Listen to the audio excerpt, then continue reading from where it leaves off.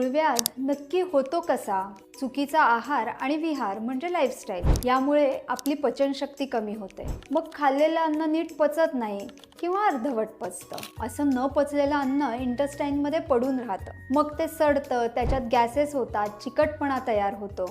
हे अन्न ना धड बाहेर पडतं ना शरीरात ॲब्सॉर्ब होतं.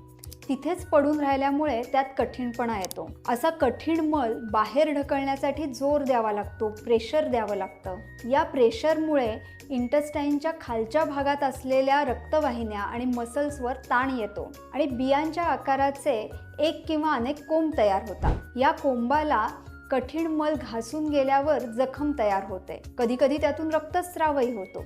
या व्यतिरिक्त वात आणि पित्त वाढल्यावरही शुष्कता येऊन मूळव्याध होतो.